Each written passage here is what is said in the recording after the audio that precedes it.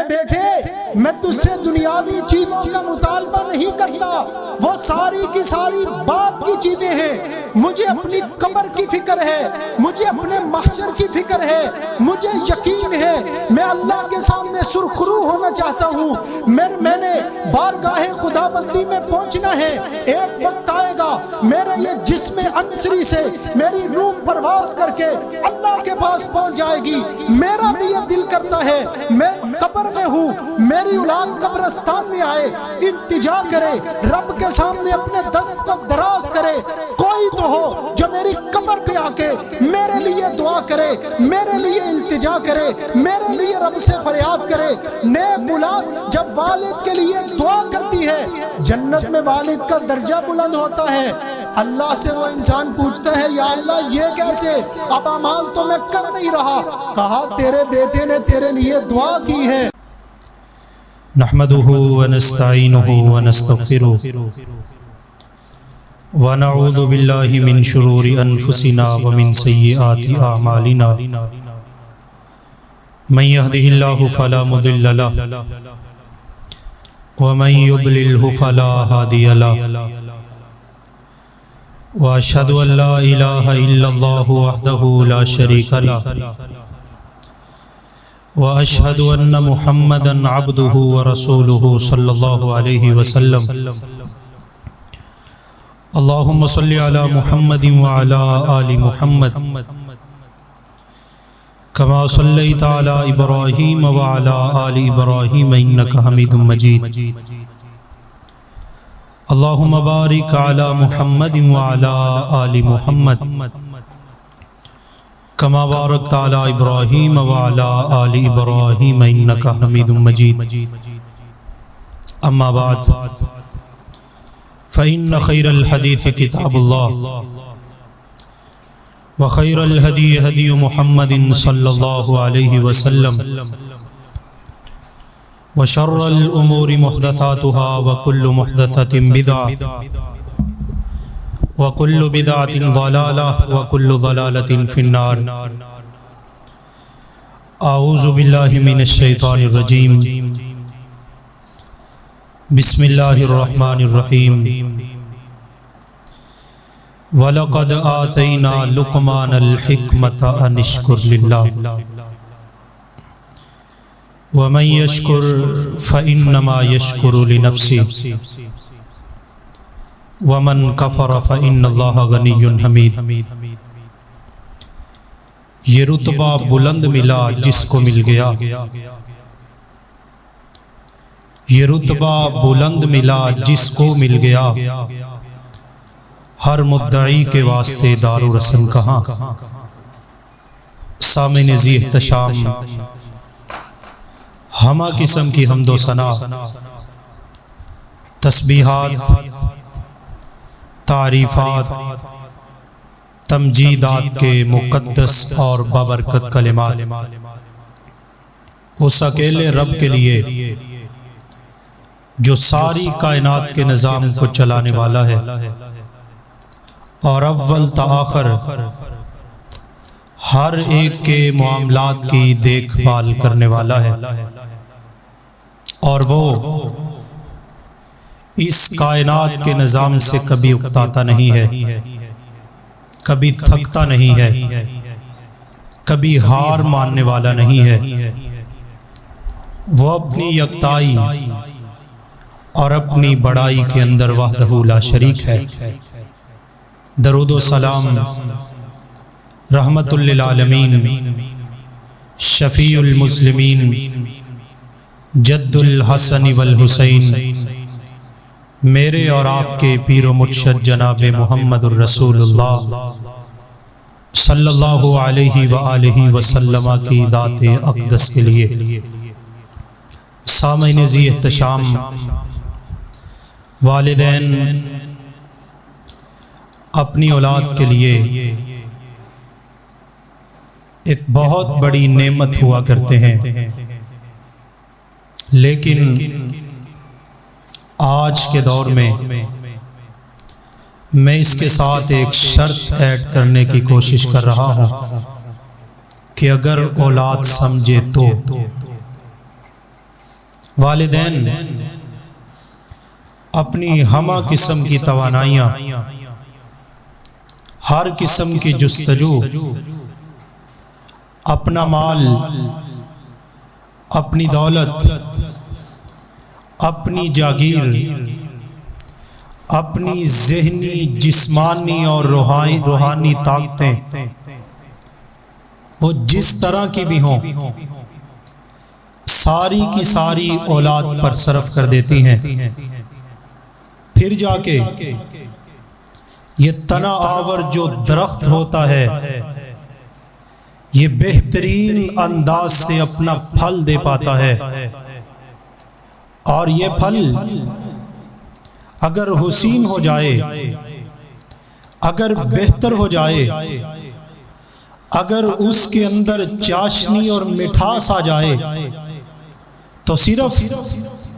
وہ اپنے آپ کو ہی پھر بہتر بنانے کی کوشش نہیں کرتا، اس کے ذہن میں یہ بات ہوتی ہے، اس کے اندر وہ جستجو ہوتی ہے، اس کے اندر وہ جذبات اور ولولہ ہوتا ہے کہ کائنات کی ہر چیز کو پھر میں بہتر سے بہترین بنا دوں۔ احباب ذی احتشام، والدین اگر اولاد کے ساتھ محبت کرتے ہوں، اگر واقعتاً ہی انہیں اپنی اولاد میں کچھ دلچسپی ہو، تو وہ بغیر کسی موقع کا لحاظ کیے ہوئے ہم وقت اپنی اولاد کی تربیت کے اندر گزار دیتے ہیں، اور وہ لوگ جو اپنی اولاد کی تربیت اور لوگوں کے ہاتھوں میں دے دیتے ہیں، ان کی بھاگ دوڑ اور لوگوں کے سپرد کر کے خود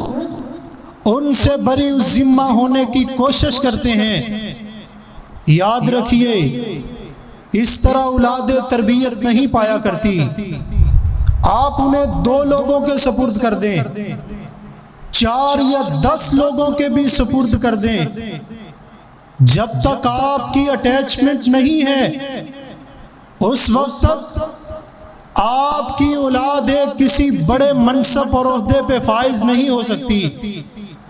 آپ کی اولاد کے اندر وہ اخلاقیات، وہ کردار جو بڑے سے بڑا بننے کی کوشش اور صلاحیت کو ظاہر کرتے ہیں، آپ کی عدم دلچسپی کی وجہ سے وہ اولاد سے کوسوں دور ہو جایا کرتے ہیں۔ اور ایک وہ باپ ہوتا ہے جس نے دنیا کی مشقتیں دیکھی ہوتی ہیں، جس نے در در کے ٹھیڑے کھائے ہوتے ہیں، اسے معلوم ہوتا ہے دنیا کی ٹھوکروں کا، اسے معلوم ہوتا ہے دنیا کی پریشانیوں کا، وہ لوگوں کے جذبات کو دیکھ رہا ہوتا ہے، اور لوگوں کی اصل کیفیت اس باپ کی نگاہوں کے سامنے ہوتی ہے۔ ایسے وقت کے اندر، ایسے حالات کے اندر اگر وہ باپ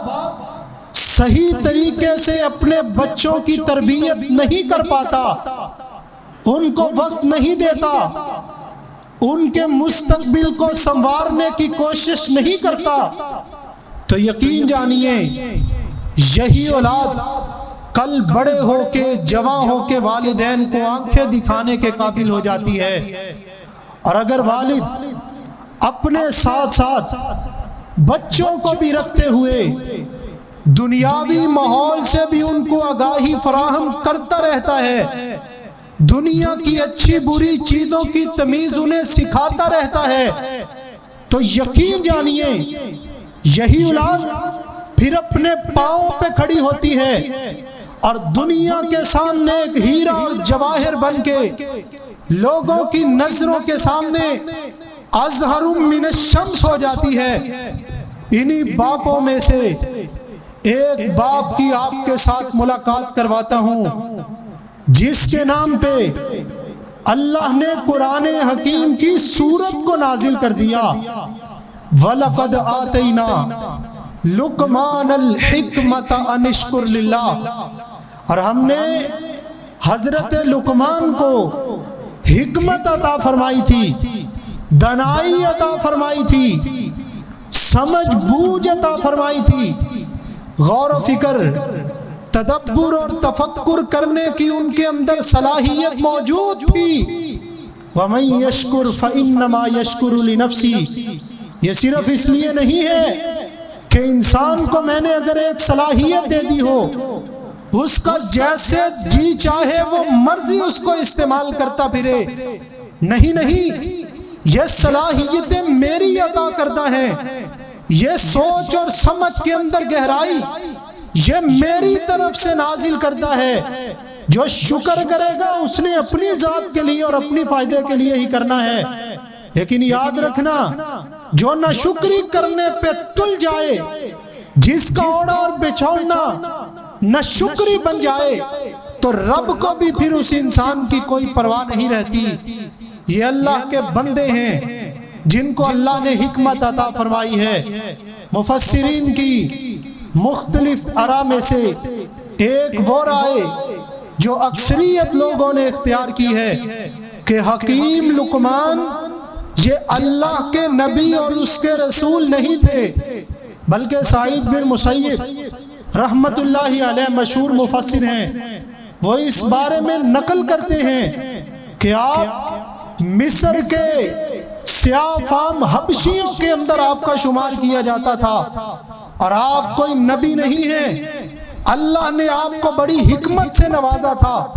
بڑے فلسفے سے نوازا تھا،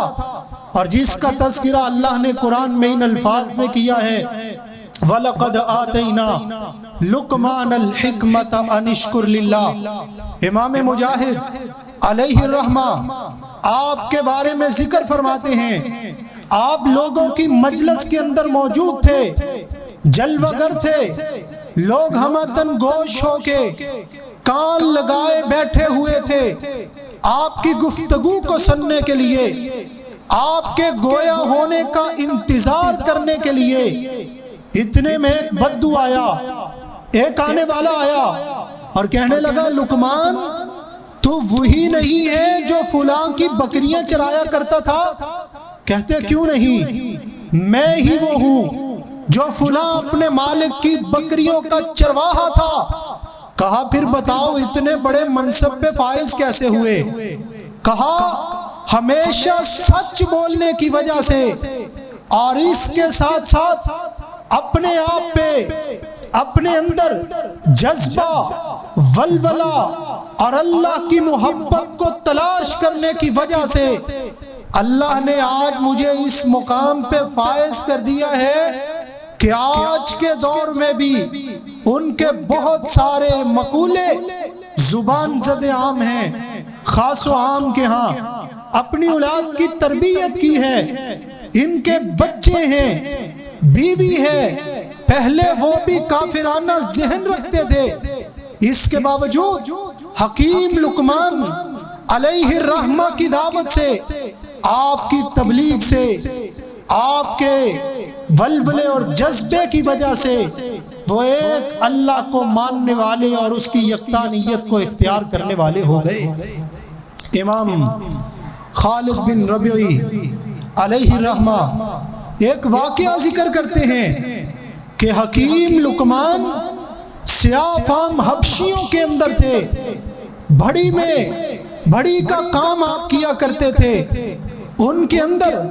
آپ کا شمار کیا جاتا تھا۔ آپ کا ایک مالک تھا، ایک موقع پہ آپ سے گویا ہوا، لقمان اس طرح کیجئے، یہ ایک بکری لے لیں، اس کو ذبح کر دیں۔ کہا مالک سرخ میں تسلیم کرتا ہوں، بکری کو لیا، ایک سائڈ پہ ہو لیے، تیز دھار والی چھری لی، اسے ذبح کیا، اس کی کھال کو اتارا، اور جب اس کی کھال اتار دی گئی اپنے مالک کے سامنے آئے، پوچھا اس کا گوشت کیسے بناؤں، کس انداز کے ساتھ بناؤں؟ کہا باقی باتیں تو بات کی ہیں، ایک چیز میں آپ سے سب سے پہلے کہنا چاہتا ہوں۔ جی وہ کیا ہے؟ کہا اس بکری کے جسم کا سب سے اچھا ترین حصہ لے کے آؤ، جو کہ 2 عدد کی صورت میں ہونا چاہیے، ان کی تعداد 2 ہونی چاہیے، سب سے بہترین حصہ، سب سے اچھا حصہ، سب سے پسندیدہ حصہ وہ لے کے آؤ۔ لقمان گئے اس بکری کے پاس، اس کے دل کو لیا اور اس کے منہ میں سے اس کی زبان کو نکالا اور اپنے مالک کے سامنے آ گئے۔ کہا میں زبان بھی لے کے آ گیا ہوں، میں دل بھی لے کے آ گیا ہوں۔ کہا اچھا ٹھیک ہے، ایک اور بکری آپ سے ذبح کروانا چاہتا ہوں۔ جی حاضر خدمت ہوں، سرخ میں تسلیم کرتا ہوں، جیسے آپ کا آرڈر اور جیسے آپ کا حکم ہو۔ چھری کے ساتھ ذبح کیا گیا، اس کی کھال اتاری گئی۔ اس مرتبہ اپنے مالک کو بتایا گیا۔ مالک کہنے لگا لقمان اب اس طرح کرنا ہے کہ اس بکری کے جسم کے 2 بدترین حصے میرے پاس لے کے آؤ۔ کہا لے کے آتا ہوں، حاضر خدمت ہوں۔ حکیم لقمان گئے، دل کو نکالا، منہ سے زبان کو کھینچا، اپنے مالک کے در دولت پہ آ گئے، ان کے سامنے پیش کیا۔ کہا میرے غلام یہ کیا ہے؟ جب سب سے خوبصورت ترین چیز کا میں نے تذکرہ کیا تو دل کو لے کے آیا، تو زبان کو لے کے آیا۔ میں نے سب سے بدترین چیز کا تذکرہ کیا، تو دل کو لے کے آیا، تو زبان کو لے کے آیا۔ قربان جائیں حکیم لقمان کی ذہانت اور فطانت پر۔ کہنے لگے میرے مالک جب زبان اور دل یہ سلامت ہو، صحیح ہو، اس وقت ان سے بڑھ کے جسم کا کوئی حصہ سلامتی والا نہیں۔ اور جب زبان اور دل خراب ہو جائیں، ان کے اندر گندگی آ جائے، ان کے اندر پلیدگی آ جائے، ان کے اندر غلاظت آ جائے، بےہودہ گفتگو والے ترانے ان کی زبان پہ جاری ہو جائیں، پھر اس موقع پر دل اور زبان سے بڑھ کر کوئی گندی اور بری چیز اس موقع پہ نہیں ہو سکتی۔ اس لیے اگر انسان اچھا بنانا چاہے تو ان دونوں چیزوں کو سب سے اچھا بنا کے اوج سریا پہ مکی ہو سکتا ہے، اور اگر انسان ان دونوں چیزوں کو برا بنا کے زمین کی گٹا ٹوپ وادیوں میں گرنا چاہے تو انسان ان کو برا بنا کے گر سکتا ہے۔ زبان اور دل یہ حکیم لقمان کی ذہانت اور فطانت تھی۔ آپ ایک مرتبہ اپنے بیٹے کے پاس آئے، بیٹے کو نصیحتیں کر رہے ہیں، 11 نصیحتیں قرآن نے ذکر کی ہیں، اور اس کے علاوہ متعدد احادیث کے اندر بھی موجود ہیں۔ آئیے قرآن کی نصائح کو سماعت کیجئے۔ یا بنیا لا تشرک باللہ، باپ ہو تو ایسا، اس کی محبت ہو اپنی اولاد کے ساتھ تو ایسی، اس کا پیار ہو تو ایسا۔ دنیاوی باتیں ساری کی ساری الگ ہیں۔ سب سے پہلی نصیحت جو دل میں جستجو تھی، جو دل میں تمنا تھی، جو دل کے اندر آرزو تھی، اس کا اظہار کیا۔ اے میرے بیٹے مرتے مر جانا، اپنے پروردگار کے ساتھ شرک نہ کرنا، اس کی ذات کے اندر، اس کی صفات کے اندر، اس کی صفات کے تقاضوں کے اندر، الوہیت بھی اسی کی، ربوبیت بھی اسی کی، اسماء و صفات بھی اسی کے۔ وہ مالک ہے، ہر چیز کا مالک ہے، وہ مشکل کشا ہے، ہر چیز کی مشکل کشائی کرنے والا ہے، وہ بگڑی بنانے والا ہے، ہر ایک کو تارنے والا ہے، وہ رازق ہے، اکیلا ہے، معبود ہے، اکیلا ہے، مسجود ہے، اکیلا ہے، عبادت کے لائق ہے، وہ اکیلا ہے۔ اسی لیے پیغمبر مصطفیٰ صلی اللہ علیہ وسلم ابو درداء رضی اللہ تعالیٰ عنہ سے مخاطب ہوئے، ابو درداء میری اس نصیحت کو سن لیجئے۔ ابو درداء بیان کرتے ہیں اوصانی خلیلی، مجھے میرے جگری دوست نے نصیحت کی ہے، مجھے میرے جگری یار نے نصیحت کی ہے، اے ابو درداء تجھے جلا دیا جائے، تجھے قتل کر دیا جائے، تیرے جسم کے ٹکڑے ٹکڑے کر کے ندی نالیوں اور پہاڑوں کے اوپر پھینک دیے جائیں، ندی نالیوں کے اندر بہا دیے جائیں، اس کے باوجود بھی تو نے رب کی ذات کے ساتھ کسی کو شریک نہیں ٹھہرانا۔ یہی اللہ نے سورۃ التحریم میں کہا ہے، اے ایمان والو اپنے آپ کو بھی جہنم کی آگ سے بچا لو اور اپنے گھر والوں کو بھی جہنم کی آگ سے بچا لو۔ لا تشرک باللہ ان الشرک لظلم عظیم، سب سے بڑا جو ظلم ہے وہ شرک ہے، اس سے بڑھ کے کوئی ظلم نہیں ہو سکتا۔ دوسری نصیحت، وَوَصَّيْنَا الْإِنسَانَ بِوَالِدَيْهِ، والدین کے ساتھ حسن سلوک کرنا ہے، پیار سے پیش آنا ہے، محبت کے ساتھ پیش آنا ہے، جذبے کے ساتھ پیش آنا ہے۔ تیرا اپنے والدین کو محبت اور پیار بڑی نگاہوں سے دیکھنا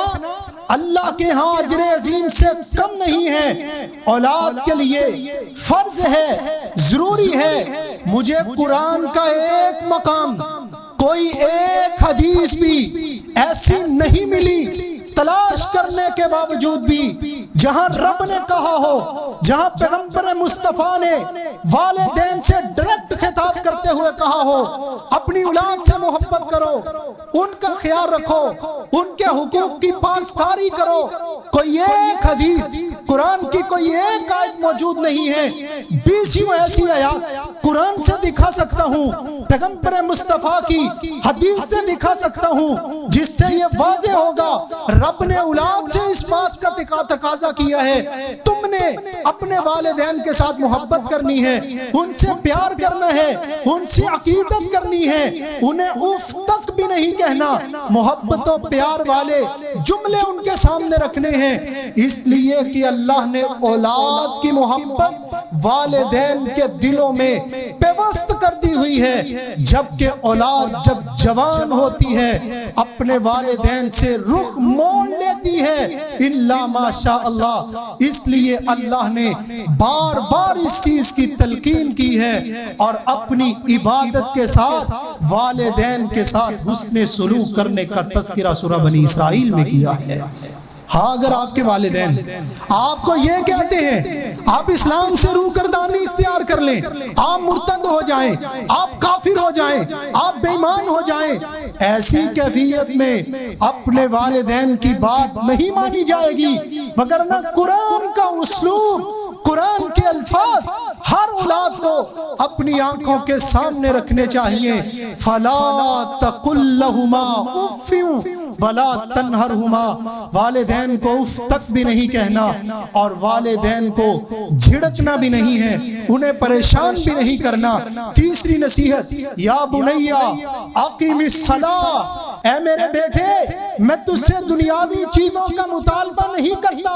وہ ساری کی ساری بات کی چیزیں ہیں، مجھے اپنی قبر کی فکر ہے، مجھے اپنے محشر کی فکر ہے، مجھے یقین ہے میں اللہ کے سامنے سرخرو ہونا چاہتا ہوں، میں نے بارگاہ خداوندی میں پہنچنا ہے، ایک وقت آئے گا میرے یہ جسم عنصری سے میری روح پرواز کر کے اللہ کے پاس پہنچ جائے گی۔ میرا بھی یہ دل کرتا ہے میں قبر میں ہوں، میری اولاد قبرستان میں آئے، التجا کرے، رب کے سامنے اپنے دست کو دراز کرے، کوئی تو ہو جو میری قبر پہ آ کے میرے لیے دعا کرے، میرے لیے التجا کرے، میرے لیے رب سے فریاد کرے۔ نیک اولاد جب والد کے لیے دعا کرتی ہے جنت میں والد کا درجہ بلند ہوتا ہے،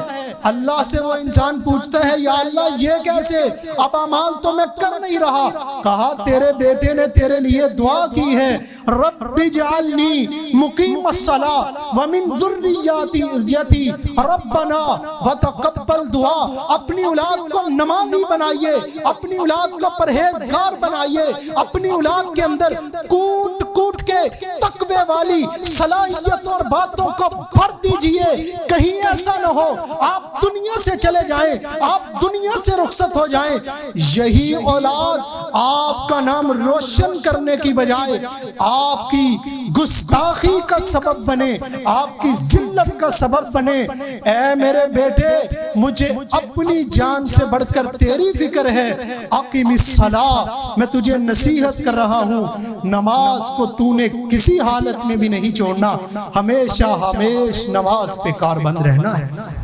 وَأْمُرْ بِالْمَعْرُوفِ، چوتھی نصیحت نیکی کا حکم دینا ہے۔ پانچویں نصیحت ونہا عن المنکر، برائی سے منع کرنا ہے۔ یہ نہیں جو جہاں پہ لگا ہوا ہے اسے لگا رہنے دیجئے، بالکل ایسی بات نہیں ہے۔ ایک شخص برے راستے پہ ہے، برے راستے پہ گامزن ہے، آپ کا بحیثیت مسلمان ہونا آپ کو کیوں نہیں جھنجھوڑتا، آپ کو کیوں اس چیز کی طرف نہیں لاتا کہ آپ جو برے راستے پہ لگا ہوا انسان ہے اس کو صراط مستقیم پہ لے کے آئیں۔ کنتم خیر امت اخرجت للناس، تمہیں رب نے بہترین امت بنایا، ساری امتوں سے فوقیت عطا فرمائی، تمہیں درجہ عطا فرمایا۔ رب نے ایسے نہیں عطا فرمایا بلکہ تمہارے اندر یہ خوبی ہونی چاہیے کہ تم دوسرے لوگوں کو نیکی کا حکم دو اور تم برائی سے منع کرتے رہو۔ تمہارے اندر اگر روکنے کی طاقت ہے، من رأى منکم منکرا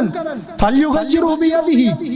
اگر روکنے کی طاقت ہے برائی کو اپنے ہاتھ سے روکو، آگے بڑھ کے روکو، ہمت ہے، طاقت ہے، جستجو ہے۔ اگر ہاتھ سے روکنے کی کوشش نہیں ہے، اتنی جرت نہیں ہے، اپنی زبان سے روکو۔ اگر اپنی زبان سے بھی برائی کو روکنے کی کیفیت اور جسارت تم میں نہیں ہے تو کم از کم اس برے اور گندے کام کو اپنے دل سے تو برا جانو۔ یہ ایمان کا کم سے کم ترین درجہ ہے، اور جس انسان کے دل میں یہ آخری درجہ بھی موجود نہیں ہے وہ انسان اپنے ایمان کی فکر کرے کہ وہ کمزور ایمان والا بھی نہیں ہے۔ وَانْہَا عَنِ الْمُنْکَرِ وَاصْبِرْ عَلَىٰ مَا أَصَابَكَ، اے میرے بیٹے میں تجھ سے کہہ رہا ہوں دنیا میں تکلیفیں آتی رہتی ہیں، ترشیاں آتی رہتی ہیں، غم آتے رہتے ہیں، الام کی چکیوں میں پیسنا پڑتا ہے، کبھی اپنوں کی طرف سے، کبھی بیگانوں کی طرف سے، کبھی جسمانی طور پر، کبھی روحانی طور پر، کبھی خاندان کی طرف سے، کبھی اپنے علاقے کی طرف سے، کبھی اپنے ہمسایوں کی طرف سے، کبھی اپنے ملک والوں کی طرف سے، کبھی کوئی پریشانی، کبھی کوئی پریشانی، کبھی کوئی ذہنی ٹینشن، کبھی کوئی ذہنی پریشانی کے اندر مبتلا انسان ہو ہی جایا کرتا ہے۔ وَاصْبِرْ عَلَىٰ مَا أَصَابَكَ، تجھے تنگی پہنچے، ترشی پہنچے، گلے نہیں کرنے، شکوے نہیں کرنے، اپنے آپ سے باہر نہیں ہونا، اس موقع پہ بھی کرنا ہے تو تو نے صبر کرنا ہے۔ إِنَّ ذَلِكَ لَمِنْ عَزْمِ الْأُمُورِ، یہ صبر کرنا اور اپنے اندر صبر کا جذبہ پیدا کرنا یہ عام شخص کا کام نہیں ہے، چھوٹے دل والے کا کام نہیں ہے، بلکہ یہ کشادہ دل والے وسیع الظرف انسان کے اندر یہ خوبی پائی جاتی ہے کہ وہ ہر چیز کو خندہ پیشانی کے ساتھ برداشت کرتا ہے۔ وَقْصِدْ فِي مَشْيِكَ، اے میرے بیٹے میں تجھ کو نصیحت کرتا ہوں اپنے چلنے میں آہستگی اختیار کر، اتنا تیزی سے عام روٹین میں نہ چل، لوگ تجھے دیکھیں، آوازیں کسیں، لوگ کہیں اس کے پیچھے کوئی دوڑ رہا ہے، اس کے پیچھے کوئی چیز لگی ہوئی ہے۔ اے میرے بیٹے جب چلو تو ایک میانہ روی کے ساتھ، نہ اتنے سست چلو نہ اتنے تیز چلو، عام روٹین کی بات کر رہا ہوں۔ حضرت عمر فاروق رضی اللہ تعالیٰ نے ایک شخص کو دیکھا گردن جھکائی ہوئی ہے اور بڑا آہستگی سے چل رہا ہے، کہا بیمار ہو؟ کہا نہیں بیمار تو نہیں ہوں۔ پھر کہا عاجزی اختیار کرنے والا ہوں۔ کہا رب کو تیری ایسی عاجزی کی کوئی ضرورت نہیں ہے، چل سیدھا ہو کے چل، انسان بن کے چل۔ آپ صلی اللہ علیہ وسلم فرماتے ہیں المؤمن القوی خیر و احب من اللہ، ایک قوی مومن مسلمان جس کے اندر طاقت بھی ہو ایک کمزور مسلمان سے بڑھ کر وہ اللہ کو پیارا ہے، بڑھ کر اللہ کو محبوب ہے۔ آپ کو تکلیف ہو، پریشانی ہو، مصیبت کے اندر گرے ہوئے ہوں، اس کے باوجود بھی جب کوئی آپ سے پوچھے اپنی زبان سے الحمدللہ کہیے، اللہ کا شکریہ ادا کیجئے، اللہ کی تنگی کو بھی دور کرے گا، ترشیوں کو بھی دور کرے گا۔ وَغْضُضْ مِنْ صَوْتِكَ، اپنی آواز کو پست رکھنے کی کوشش کرو، چیخو نہیں، چلاؤ نہیں، اپنے آپ سے باہر ہونے کی کوشش نہ کرو۔ إِنَّ أَنْكَرَ الْأَصْوَاتِ لَصَوْتُ الْحَمِيرِ، اس لیے کہ جو ناپسندیدگی والی بات ہوتی ہے یہ ناپسندیدگی والی آواز گدھے کی آواز ہوتی ہے، اور گدھے کی آواز کو اللہ جل شانہ بالکل بھی پسند نہیں فرماتے۔ وَقْصِدْ فِي مَشْيِكَ وَاغْضُضْ مِنْ صَوْتِكَ إِنَّ أَنْكَرَ الْأَصْوَاتِ لَصَوْتُ الْحَمِيرِ۔ احباب ذی احتشام، ایک باپ کی اپنے بیٹے کو نصیحت اس حوالے سے ہے، بیٹا مرتے مر جانا، تیرے ٹکڑے کر دیے جائیں، تجھے جلا دیا جائے، تجھے قتل کر دیا جائے، اس کے باوجود بھی تو نے اللہ کی ذات کے ساتھ شرک نہیں کرنا۔ دوسری نصیحت یہ ہے، ہمیشہ اپنے والدین کے ساتھ بھلائی والے، خیر خواہی والے رویے اور معاملے کو اختیار کرنا۔ اے میرے بیٹے، میں تجھے ایک اور نصیحت کر رہا ہوں، نماز کو ہمیشہ قائم کرنا۔ ایک اور نصیحت کرتا ہوں، ہمیشہ نیکی کا حکم دیتے رہنا اور برائی سے منع کرتے رہنا، ہمیشہ لوگوں کی تنگی اور ترشی پر صبر کرتے رہنا۔ ان ذالک لمن عزم الامور وقصد فی مشیک،